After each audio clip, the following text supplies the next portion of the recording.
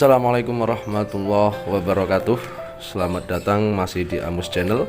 Kali ini kita akan membahas mata pelajaran Akidah Akhlak bab ke-6, yaitu tentang Asmaul Husna, berjumlah yang 10 dulu, yaitu Al-Aziz, Al-Basit, Al-Ghani, Ar-Ra'uf, Al-Bar, Al-Fatah, Al-Adl, Al-Hayyu, Al-Qayyum, dan Al-Latif. Pengertian Asmaul Husna. Kata Asmaul Husna berasal dari bahasa Arab al-asma'u, yang berarti nama-nama, beberapa nama, dan al-husna yang berarti yang baik atau yang indah. Sedang menurut istilah, Asmaul Husna berarti nama-nama yang indah bagi Allah Subhanahu wa taala. Asmaul Husna hanya pantas dimiliki Allah Subhanahu wa taala sesuai kebesaran dan keagungannya. Walaupun ada manusia yang mempunyai nama seperti Asmaul Husna, tapi hal itu hanyalah kesamaan nama saja.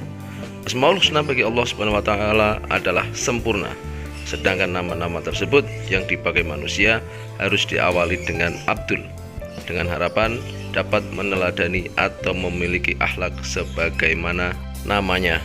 Misalnya Abdul Rahman, Abdul Latif, dan lain-lain. Allah berfirman juga dalam Quran surat Toha ayat 8, Allahu la ilaha illa wa lahul asmaul husna. Allah tiada Tuhan selain Dia, baginya nama-nama terbaik. Dalam hadisnya Rasulullah bersabda, Inna lillahi tis'atun wa tis'una isman mi'atu illa wahidan man ahsaha dakhalal jannah. Riwahu Bukhari wa Muslim. Sesungguhnya Allah mempunyai 99 nama, 100 kurang 1.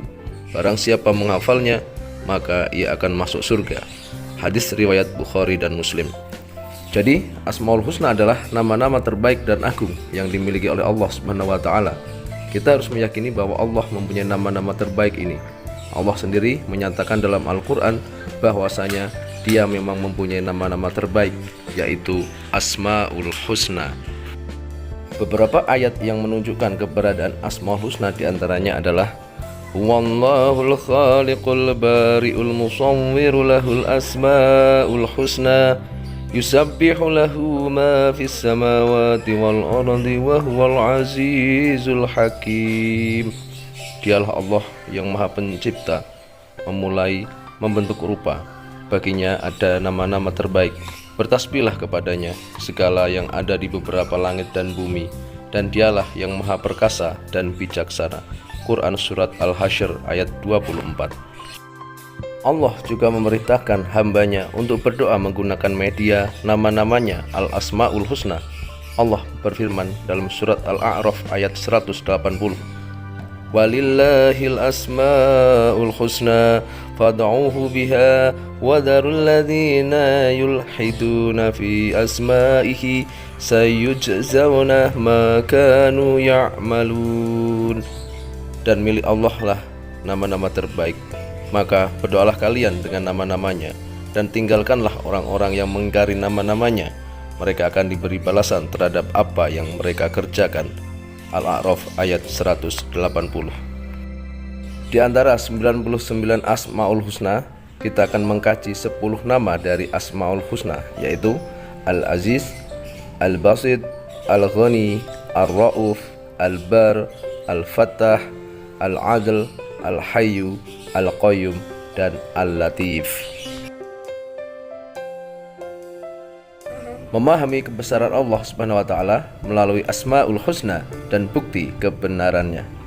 Al-Aziz atau Azza yang artinya Maha Perkasa, Al-Basit artinya Maha melapangkan rizki, nikmat dan rahmat, Al-Ghani artinya Maha Kaya, dan Ar-Ra'uf artinya Maha Pengasih.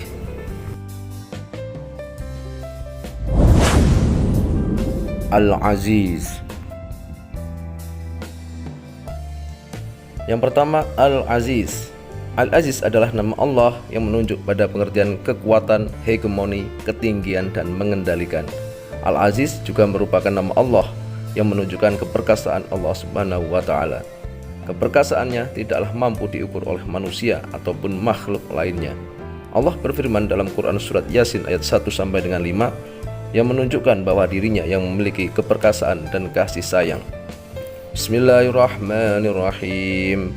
Yasin wal Qur'anil Hakim innaka laminal mursalin ala siratim mustaqim tanzilal azizir rahim, yang artinya, wahai Yasin Muhammad, demi Al-Quran yang penuh hikmah, sesungguhnya engkau sungguh adalah termasuk para rasul yang berada di atas jalan yang lurus, yang diturunkan oleh Allah yang maha perkasa dan bijaksana. Al-Basit. Yang kedua, Al-Basit artinya maha melampangkan rizki, nikmat, dan rahmat. Allah Subhanahu wa ta'ala disebut Al-Basit, yang artinya Allah maha melapangkan rizki. Allah Subhanahu wa ta'ala dengan mudah melapangkan rizki kepada hamba-hambanya yang dikehendakinya. Tidak jarang, bahkan terlalu sering Allah Subhanahu wa ta'ala memberikan rizki lebih banyak daripada apa yang hamba-hambanya butuhkan. Firman Allah dalam Quran surat Asy-Syura ayat 27, Bismillahirrahmanirrahim. Walau basatallahu rizqa li'ibadihi labaghaw fil ardi walakin yunazzilu biqadarin ma yasha innahu bi'ibadihi khabirum basir. Artinya, dan jikalau Allah melampangkan rizki kepada hamba-hambanya, tentulah mereka akan melampaui batas di muka bumi. Tetapi Allah menurunkan apa yang dikehendakinya dengan ukuran.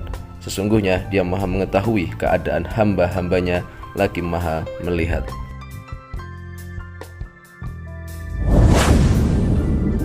Al-Ghaniyyu. Yang ketiga, Al-Ghani artinya maha kaya. Allah Subhanahu wa ta'ala zat yang maha kaya, berarti kekayaannya tidak terbatas, tidak memerlukan apapun dan siapapun, bahkan yang selain Dia sangat berhajat kepadanya. Apabila semua makhluk Allah Subhanahu wa ta'ala yang Dia ciptakan secara kompak menaati segala aturan dan perintahnya, tidak akan menambah nilai dan jumlah kekayaannya. Sebaliknya, apabila semua makhluk ini tidak menaati segala aturan dan perintahnya, tidak akan mengurangi nilai dan martabatnya, sebagaimana firman Allah Subhanahu wa ta'ala berikut, wa'lamu annallaha ghaniyyun hamid. Artinya, ketahuilah bahwa Allah maha kaya lagi maha terpuji. Wa rabbukal ghaniyyu dzur rahmah. Artinya, dan Tuhanmu maha kaya lagi mempunyai rahmat.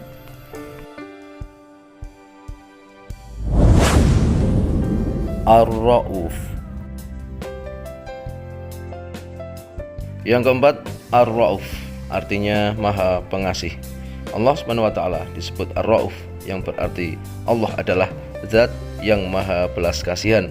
Dalam hal ini, belas kasih yang terjadi antara sesama manusia atau terhadap makhluk ciptaan Allah Subhanahu wa ta'ala yang lain berbeda jauh dengan belas kasih yang senantiasa diperlihatkan Allah Subhanahu wa ta'ala kepada sesama ciptaannya.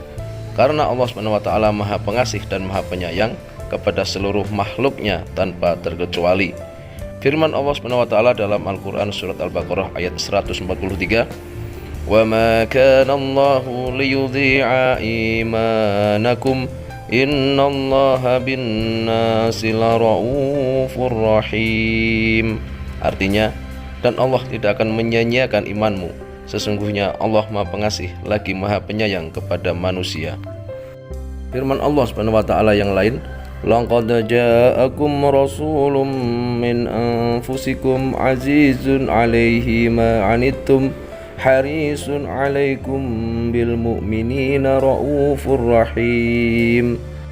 Artinya, sesungguhnya telah Allah berikan kepadamu seorang rasul dari kaummu sendiri. Berat terasa olehnya penderitaanmu, sangat menginginkan keimanan dan keselamatan bagimu. Amat belas kasihan lagi penyayang terhadap orang-orang mukmin. Quran surat At-Taubah ayat 128. Percaya dan meneladani sifat Allah Subhanahu wa ta'ala Ar-Ra'uf bagi setiap mukmin adalah kewajiban, yaitu selalu menjalani hubungan silaturahim dengan keluarga dan memberi muslim bersikap kasih. Allah memberi terhadap hamba-hamba Allah Subhanahu wa taala. Seperti yang dinyatakan sabda Nabi sallallahu alaihi wasallam, "Sayangilah orang yang ada di bumi, niscaya kamu akan disayangi oleh yang ada di langit."